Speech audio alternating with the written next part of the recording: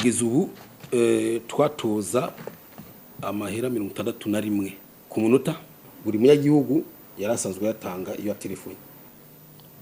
Ayo mahera 61 akaba yarimwo inyene taxe à la valeur ajoutée twafuse, akaba arimo na taxe à la consommation twafuse, tukaca dutoza amahera 42. Ni kuvuga ko aya 42 si mashasha, yari 61 tukaba tuyagabanije tuyagira 42, ariko sama taxi mashasha ni buryo bushasha gusa twagize bwo kutoza aya mahera.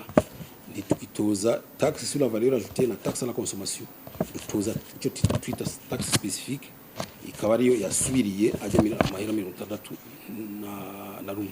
Ugereranije muri rusange ibiciro bya telecommunication bizogabanuka ko amahera naraharuye nsanga ko amahera 13 azogaruka ku munota, azogabanuka ku munota. Murumva ko tampamvu nimwe yo kugenda bavuga ngo ibiciro byaraduze, ahubwo twarabigabanije. Ikibazo kisigaye kuri abo batuma tubona ko makuru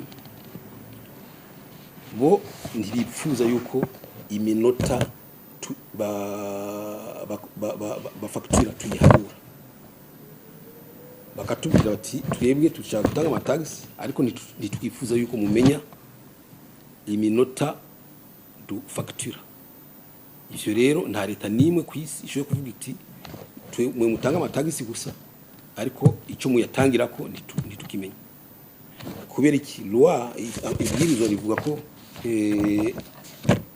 assiette ikori na nyakori nyene bigenwa n'itegeko, niko biri ngaha muri ibwirizwa.